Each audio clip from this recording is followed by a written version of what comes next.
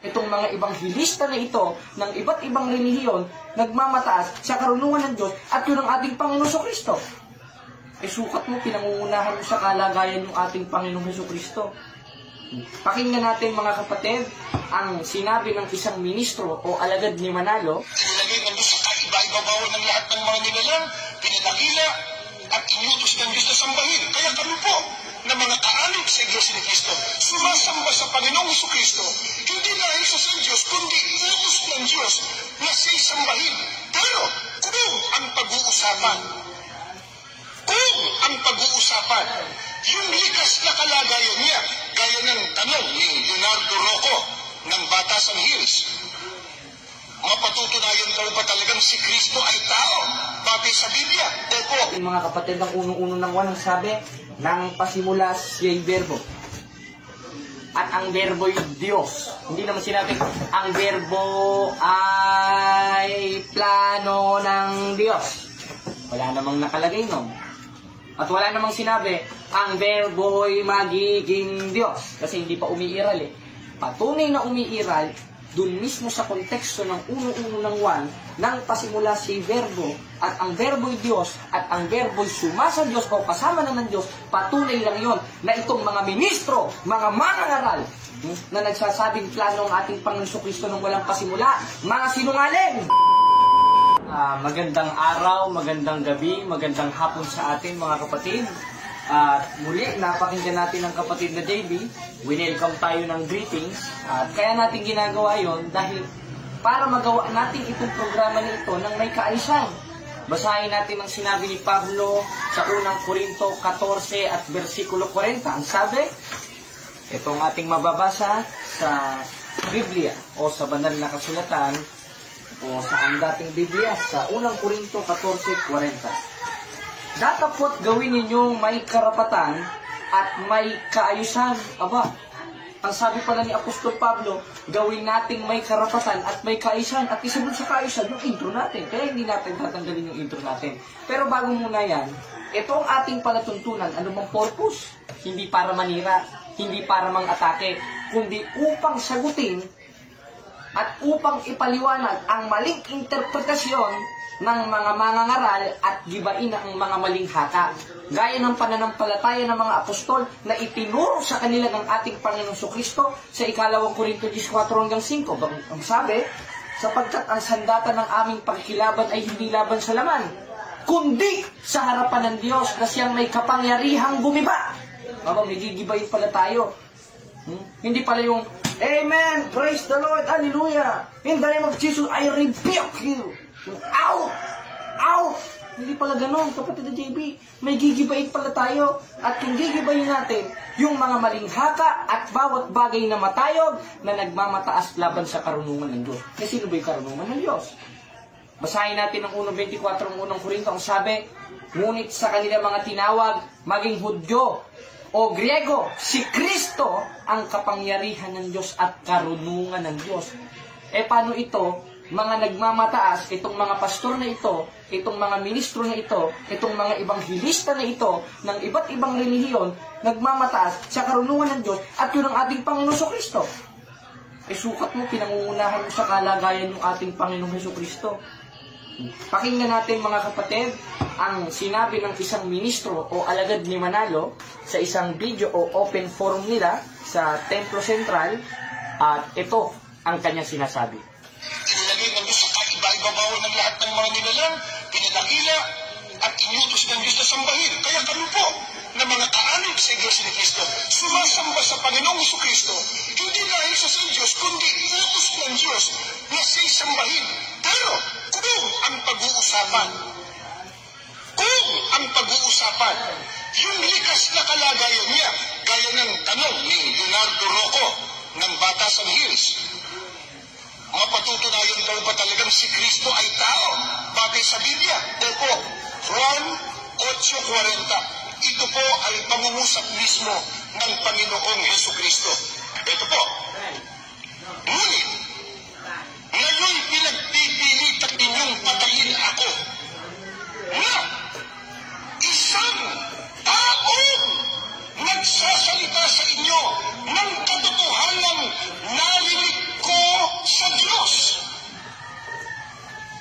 siguro naman, kumbaga, sa kasabihan nga nila, tapos na boxing dapat dito eh. Kasi si Kristo po mismo nagsasalita eh. Ano sabi niya? Ako na isang tao. Eh, tapos na, usapan dapat. Siya mismo si tao eh.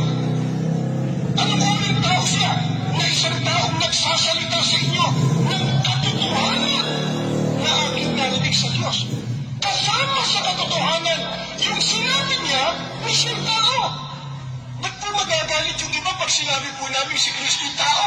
Sa likas na kalaban. O yan, napakinggan natin ng isang alagad ni Manalo o ministro, di ko alam ang pangalan na ito eh, na ikinotes niya para patunayan na si Kristo ay tao at hindi Diyos sa 8:40 ng na tao! Ngayon sila eh, na nagsasaysay sa inyo ng katotohanan na aking narinig sa Diyos. Ito hindi ginawa ni Abraham. Teka muna, yan ba 8:40 ng napapatunayan na si Kristo ay hindi Diyos?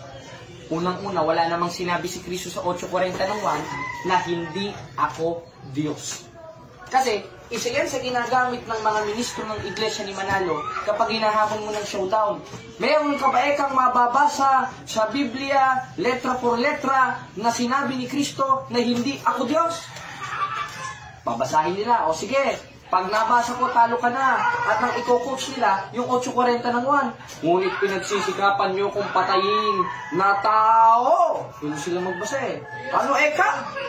Tao! Masisira na yung boses nila eh.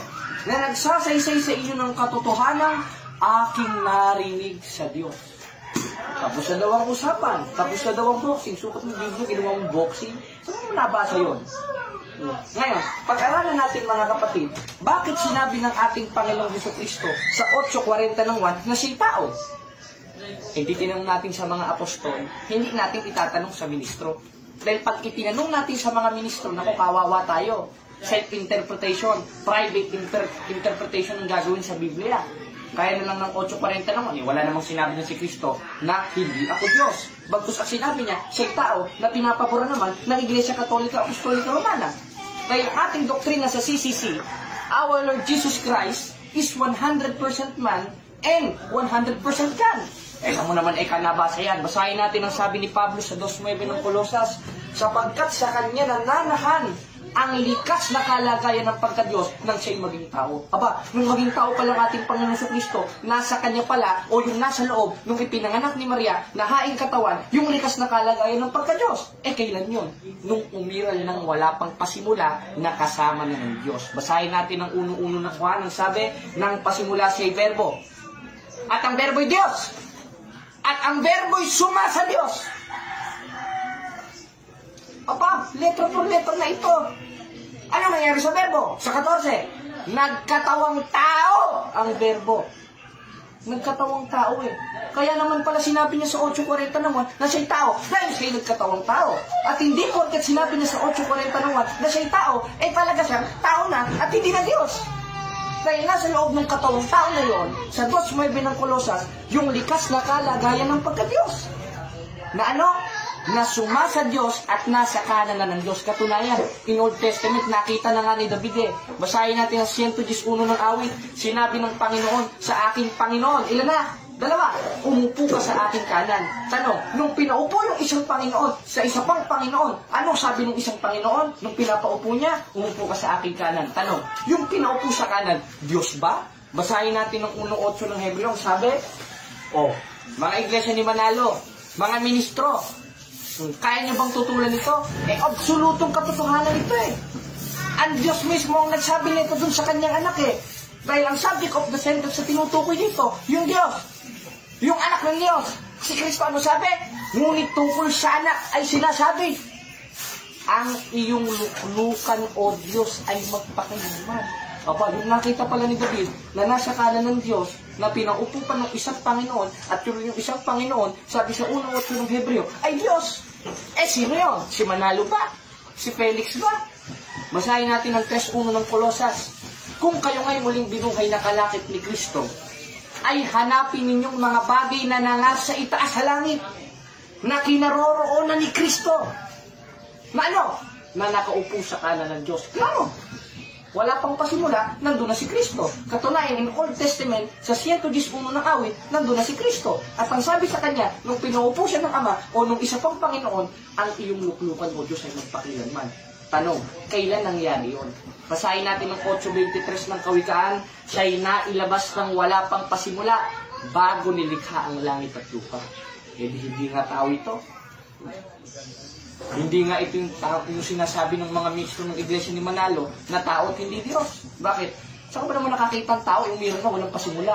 Kasama na ng Ama, sumasayos na. Ngayon, ang argumento ng mga IMC yan, mga kapatid, mga kababayan, mga igsuon, plano daw ang nasa uno-uno ng 1. Paano mo sasabihin plano ay may kalagayan na? O, basahin natin ha. Nang pasimula siya'y verbo. At ang verbo'y Diyos. Kung plano yan, sana ang nakalagay dyan, ang verbo'y magiging Diyos. Bakit? Eh, hindi pa umiirang plano pa lang eh. Eh, hindi naman eh. Ang nakalagay, ang verbo'y Diyos at ang verbo'y suma sa Diyos. Ibig sabihin ng suma sa Diyos, kasama na ng Diyos. Nasa kanan na ng Diyos. In Old Testament, 111 ng awit, kasama na ng Ama. Pinaupo na sa kanan niya. At yung pinaupo sa kanan niya, sa 1:8 ng Hebreo, tinatawag na Diyos ng Diyos.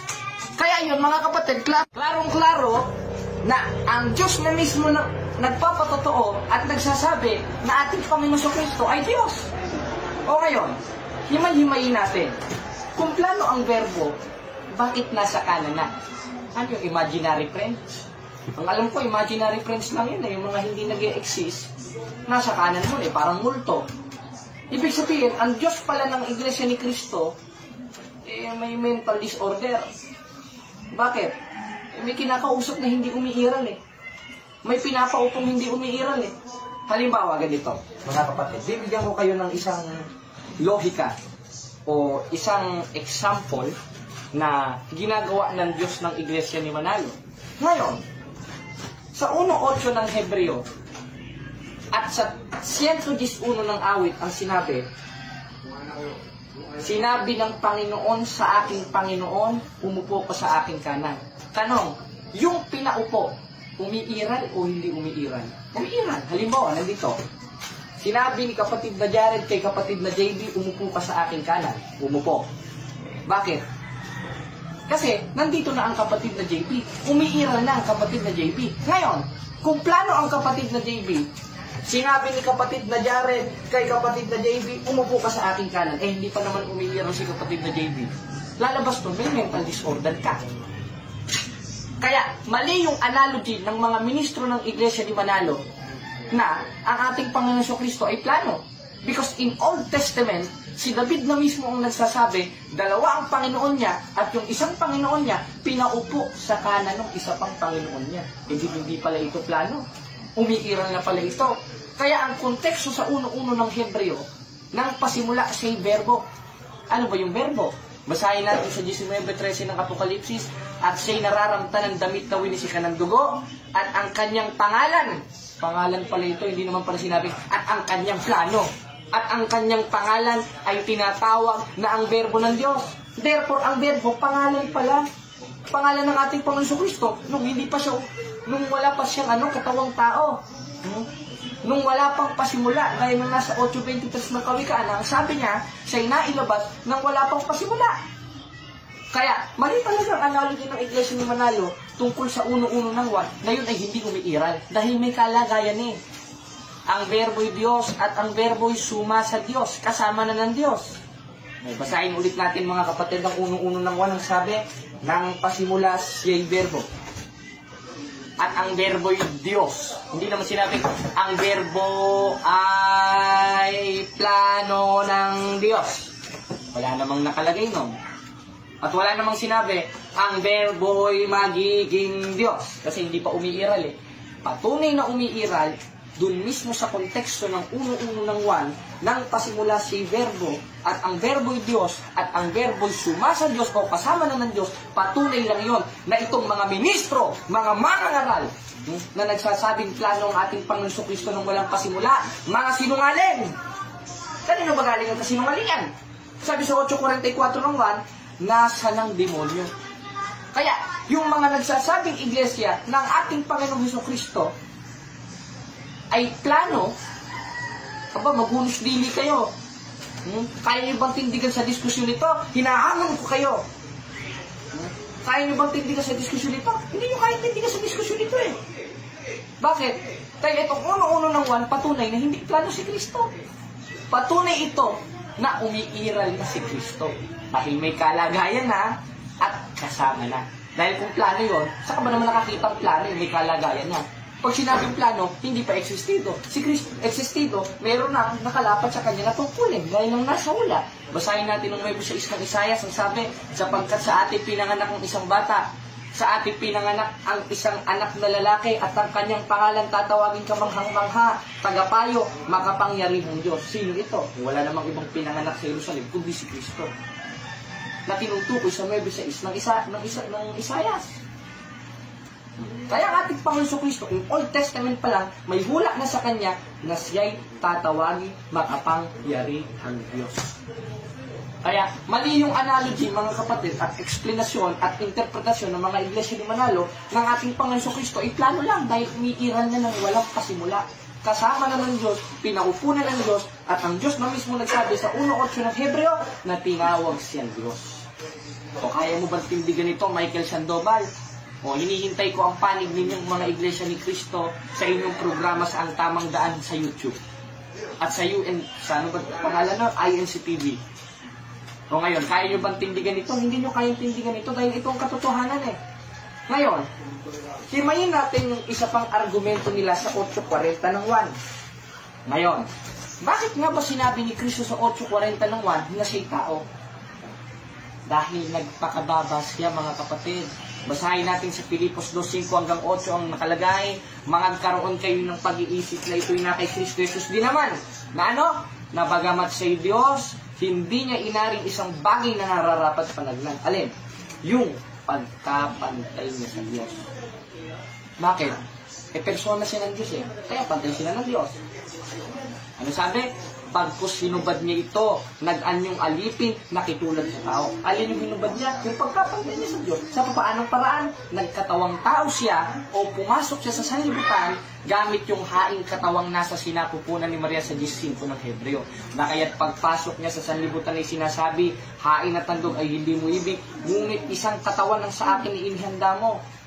At yung katawang tao na yun, yung ginamit ni Kristo para makapagkatawang tao sa 1:14 ng 1 para magpakababa si Kristo. At hindi nangangahulugan yun, si Kristo ay tao at hindi Diyos.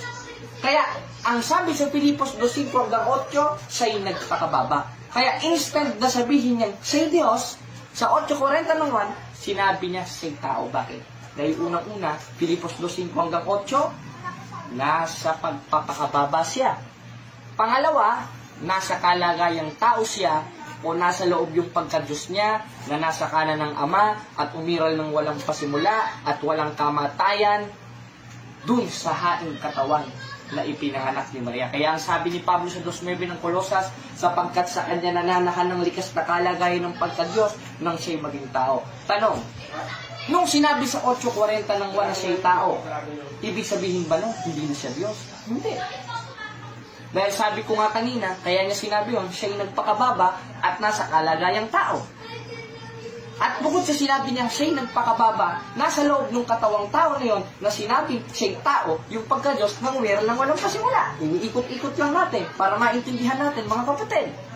Ngayon, palpak ba ang mga ministro ng Iglesia ni Manalo sa paggamit ng 8:40 ng 1? Palpak na palpak. Katalampak, takpak, takpakan. Palpak, mga kapatid, mga igsuon. At yung mga ibang sekta naman, na naniniwalang si Kristo ay Diyos, panoodin nyo ito. Hindi ba palpak sila gumamit ng 8:40 ng 1? Ngayon, anong patunay sa Biblia na ang ating Panginoong Jesucristo ay Diyos? Ngayon, himayin natin yung 2:9 ng Kolosas. Parang naghihimay lang tayo ng isda eh. Kumbaga, nanamnamin natin, mga kapatid, yung talata.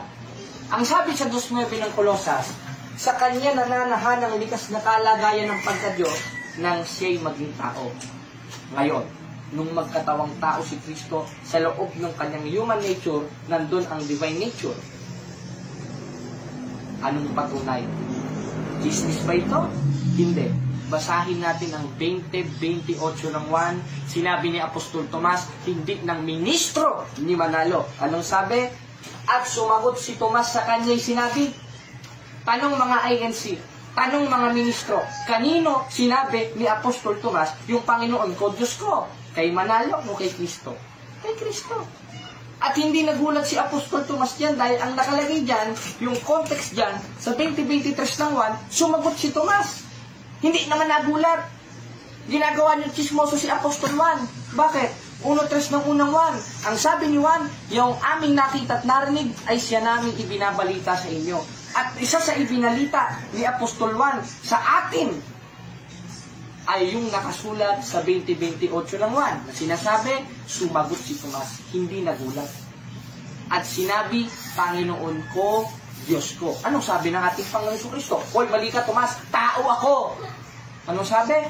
Bagamat nakita mo ko, Tomas, sumampalataya ka. Anong pananampalataya meron si Apostol Tomas? Panginoon ko, Diyos ko. At ganoon ang pananampalataya ni Apostolo Pablo. Eh di dalawa na pala kalaban ni Manalo. Si Tomas, si Juan, si Pablo. Ano bang sabi ni Pablo? Basahin natin ang 1:12 ng Galacia. Sapagkat di ko tinanggap ito sa tao, ni itinuro man sa akin, kundi aking tinanggap sa pamamagitan ng pahayag ni Jesucristo. Aba, yung karunungan palang itinuturo ni Pablo, hindi niya tinanggap sa tao, ni itinuro man sa kanya. Therefore, ang nagturo sa kanya, hindi tao. Sino? Kundi aking tinanggap sa pamamagitan ng pahayag ni Jesucristo. Patunay lang na ang ating Panginoon Jesucristo ay hindi tao kundi Diyos. Bakit? Hindi niya nga tinanggap sa tao yung karunungan niya. Kaya tinanggap kay Babalo. Isa Diyos na eh. Tanong, sino bang nagturo kay Pablo? At sino bang nag-uutos kay Pablo? Lahat ng sinusulat niya. Sabi sa 14:37 ng unang Korinto, ang Panginoon. Sinong Panginoon yan? Ang Diyos at tagapagligtas. Basahin natin sa 2:13 ng Tito, na hintayin niya ang mapala ng pag-asa at pagpapakita ng kaluwalhatian ng ating dakilang Diyos at tagapagligtas na si Jesucristo. Kaya ang ating Panginoon Kristo, siya ang Diyos at tagapagligtas. Kaya yan ang mga supportive verse o patunay na hindi matanggi ng mga iglesia ng Manalo na ang ating Panginoon Kristo ay tunay na Diyos. Ako naman ay kanabasa yan. Sabi ka sa 17:3 ng 1, makilala ka nila na iisang Diyos sa tunay. Kaya si Kristo tao na. Hindi naman ay sinabi, makilala nila tayong dalawa ay isang Diyos na tunay. Bakit ba? Kasi nga, nagpakababa siya. Yung isang tunay, nasa baba. Katunayan, 5:20 ng unang 1, at nalalaman natin na naparitong anak ng Diyos, at tayo binigyan ng pagkaunawa upang makilala natin siya na totoo, at tayo nasa kanya na totoo, sa makatwid bagay sa kanyang anak ni si Jesucristo. Ano si Kristo? Ito. Dahil kung ang subject of the sentence dyan, yung paliwanag ng Iglesia ni Manalo, na ang tinutukoy dyan yung Ama, dapat doon. Hindi naman doon, ito eh. Ito ang tunay na Diyos at buhay na walang hanggan. Alin? Yung naparito. Ba't hindi kasi sinabi ni Kristo, makilala ka nila, tayong dalawa ay isang Diyos na tunay. Dahil kaya naparito si Kristo, 5:37 ng 1, hindi upang patotohanan ng sarili niya, kundi upang patotohanan ng Ama. At ang Ama ang magpapatotoo sa Kanya. At isa sa patotoo sa Kanya ng Ama, 1:8 ng Hebreo, ang iyong luklukan o Diyos ay magpakilanman. Ngayon, ibig sabihin ba, sinabi ni Kristo 17:3 ng 1, makilala ka nila na isang Diyos na tunay, hindi na siya Diyos na tunay. Klarong-klaro na nga eh. Sa 5:20 ng unang 1, na yung naparito, tunay na Diyos at buhay na walang hanggan. Ngayon, bakit sinabi sa 17:3 ng 1, makilala ka nila na isang Diyos na tunay? Saan? Sa langit. Bakit? Dahil yung Ama nang nandun, isa nagkatawang tao eh.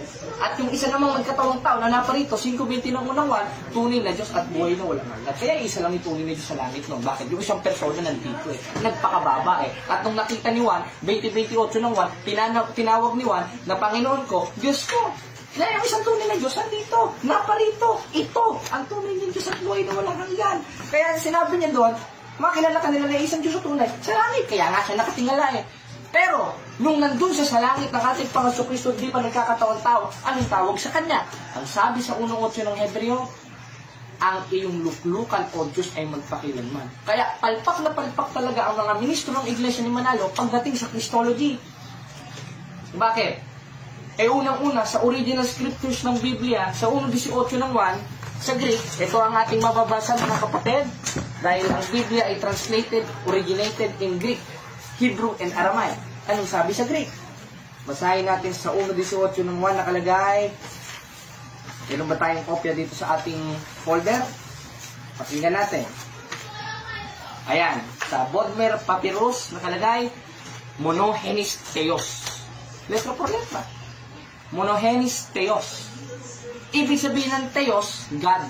In Hebrew, Elohim. Sa English, God. Sa Tagalog, Diyos. Sa Portuguese, Diyos. Ngayon, ano ang ating Panginoon Kristo ayon sa matatandang salin ng Biblia? Monogenes Theos.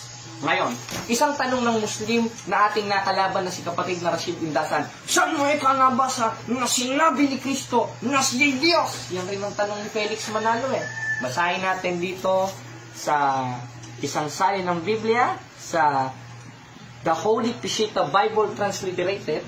Kita ba sa screen? Ayan. Anong sabi? I said to you that you shall die in your sins. For unless you shall believe that I am, ako, I am the living God. Sino nagsabi? Si Kristo. Dito po letra. Na ano?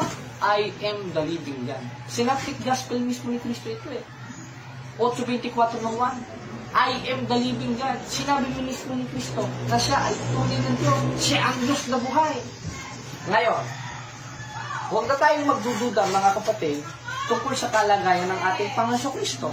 Ngayon, meron silang binabasa ng mga talata na sinabi eka ni Kristo na siya'y tao.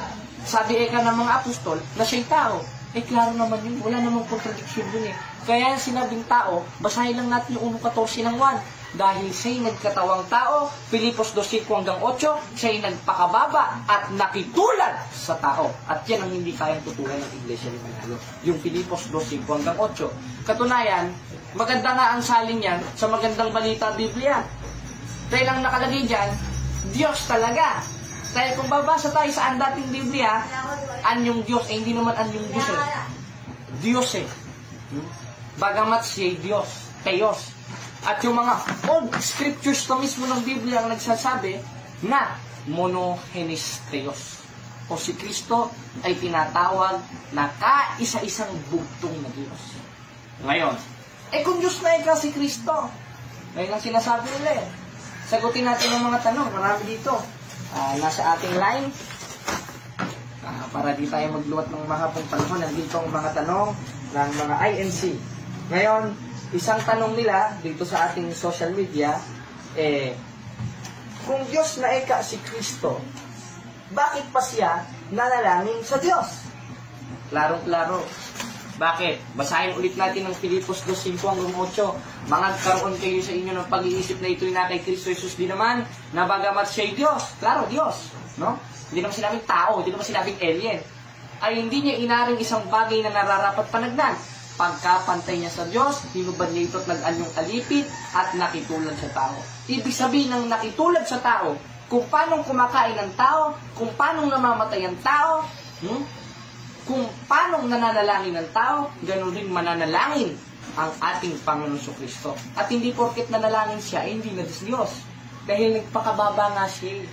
At yun lang ang tanging communication para makausap niya ang Ama.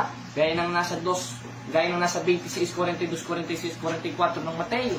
Si Kristo yung nanalangin ng paulit-ulit na sinasabi rin ng gayong salita sa Ama. Na Ama ko, kung di mangyaring inumin ito, mangyari nawa ang iyong kalooban. Bakit? Dahil nasa kalagayang tao nga si 40 ng 1, 14 ng 1. At bukod sa nasa kalagayang tao siya, sabi sa Filipos 2:5-8, siya'y nagpakababat, nakitulad sa tao. Kaya ibig sabihin ng nakitulad sa tao, kung paano nanganalangin ng tao, kung paano natutulog, kumakain, umiinom, tumatay, umiihi ang tao, ganoon rin ng ating Panginoon Kristo. Dahil siya'y nagpakababa at ang umiiral sa Kanya, nung siya'y nagkatawang tao, G5 ng Hebreo, yung haing katawan, nasa sa sinapot po ng Maria. Ito naman ang sunod na tanong sa ating, ito, ang dami Ang daming nagaan dito sa ating cellphone, kapatid na JB. Sa totoo lang, napakaraming tanong. Sasagutin rin natin ito. Kung Diyos mo na si Kristo, Diyos mo rin ang Ama, Ano po ang Espiritu Santo? Diyos rin po ba? Aba, Diyos rin ang Espiritu Santo. Basahin natin sa 4:6 ng Filipos. Ang sabi, huwag kayong mabalisa sa anumang bagay, kundi sa lahat ng bagay. Sa pamamagitan ng panalangin at daing na may pagpapasalamat, ay inyong ipakilala ang inyong kahilingan sa Diyos. Aba, ang sabi ni Pablo, ipapakilala natin ang ating kahilingan at mananalangin tayo sa Diyos. Kung mananalangin tayo sa Diyos, ang sabi ni Judas, sa 1:20 ng Judas, manalangin kayo sa Espiritu Santo. Anong Espiritu Santo? Diyos. Ngayon, ang tanong niya, kung Diyos mo na si Kristo, Diyos mo na rin ang Ama, Diyos mo na rin ang Espiritu Santo, ilan ang Diyos mo? Isa. At yun naman, ang doktrina ng Iglesia ni Manalo ay ayon dito sa kanilang pasubok. At yun rin ang doktrina ng ating simbahan. Na ano? We worship only one God, according sa CCC. Isa lang naman talaga ang Diyos eh. Pati ka may Kristo pa. Pati ka may Espiritu Santo pa. It's just the same. Just 30 ng 1. Anong sabi? Ako at ang Ama ay isa. At bukod sa ako at ang Ama ay isa, nakapaloob doon sa 1:26 ng Genesis in Hebrew, Elohim. Ibig sabihin ng Elohim in 4:30 of Hebrew interlineal, Gods, plural. Pero nakapaloob sa isang kalagayan at yun ang Santissima Trinidad o the Holy Trinity. Saan mo naman eka nabasa yan? Chismis naman eka yan. O basahin natin dito sa isang salin ng Biblia. Sa, ito, mga kapatid, ipapakita natin sa screen, dito sa 17 of Revelation, Amplified Bible 2015. Anong sabi? And in a loud voice, they cried out, saying, salvations belong to our God, who is seated on the throne, and the Lamb. Our salvation is the Trinity. Letra per letra. At yun ang Ama, Anak at Espiritu Santo na mababasa natin sa 28:19 ng Mateo. Na yumakon kayo sa bawat bansa sila inyong bautismo sa pangalan ng Ama, Anak at Espiritu Santo. Tanong, ilan ang Diyos natin? Isa. At yun ang Ama, Anak at Espiritu Santo. Kala ko ba isa? Bakit may tatlo pa? Persona niya yun. Pero, isa lang yun. At yun ang nakapaloob sa salita sa Hebrew sa 1:26 of Genesis na Elohim. Gods. At ang nakapaloob doon, Ama, Anak, at Espiritu Santo. At yun ang hindi kaya tutulad ng Iglesia ni Manalo. Kaya, ilan ang Diyos natin? Isa. At hindi porket sinabing isa, is the absolute one.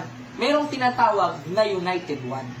Basahin natin ang 17:11 ng 1, at wala na ako sa sanlibutan at mga ito'y nasa sanlibutan pa. At ako'y paririyan sa iyo amang banal, ingatan mo sila sa iyong pangalan, yaong mga binigay mo sa akin, upang sila'y maging isa gaya naman natin. Yung sila, plural, pumapatungkol sa mga alagad. Ngayong plural na yun ay pumapatungkol sa mga alagad, ilan sila? Madami. Anong ginawa? Pinag-isa. Hindi isa pala sila. Kaya, hindi porket sinabing isa is a absolute one. Pag sinabing isa sa Biblia is a united one. Gaya ni Kristo at ng Ama, kaya sabi sa 17:11 ng 1, upang sila'y maging isa, gaya naman natin. At yun ang hindi naintindihan ng mga iglesia ni Manalo. Tayo may tanong pa ba? Ayan, wala nang tanong. At muli mga kapatid, salamat sa Diyos. At nagkaroon tayo ng isang episode commentary sa mga panliligaw ng mga ministro ng Iglesia ni Manalo patungkol sa kalagayan ng ating Panginoong Jesucristo. Kaya, kung meron silang binabasa na sinabi eka ni Kristo na siya'y tao, sinabi eka ng mga apostol na siya'y tao, wala naman tayong pakailam dun eh. Bakit? Dahil hindi porket sinabi ni Kristo na siya'y tao, hindi na siya Diyos. Dahil walang mababasa sa Biblia na sinabi niya na ako'y hindi Diyos. Claro. Kaya sinabi niya na siya'y tao, ulitin natin, 1:14 ng 1, dahil siya'y nagkatawang tao. At bukod siya'y nagkatawang tao, Filipos 2:5-8, siya'y nakababa at nakitulad sa mga tao. Kaya kahit may mabasa sila na si Kristo'y tao, wala naman tayong problema doon. Dahil ang doktrina ng simbahan, si Kristo'y 100% na tao at 100% na Diyos. At ang sabi ni Apostol Pablo sa 2:9 ng Colosas, sa kanya nananahan ang likas na kalagayan ng pagka-Diyos nang siya'y maging tao. Katunayan nakita sa ni Juan at ni Tomas sa 20:28 ng 1, ang sabi, sumagot si Tomas, Panginoon ko, Diyos ko. Tanong, sumasampalataya ba ang Iglesia ni Manalo sa ating Panginoong Jesucristo? Hindi. Dahil ang tunay na pagsampalataya sa ating Panginoong Jesucristo, 2:13 ng Tito, Ang sabi, nahintayin niya ang mapalad na pag-asa at pagpapakita ng kaluwalhatian ng ating dakilang Diyos at tagapagligtas na si Jesucristo. Therefore, ang tamang pagsampalataya sa ating Panginoon Jesucristo, Diyos at tagapagligtas. At dito natatapos ang ating programa, mga kapatid, na ang tamang landas. Salamat sa Diyos.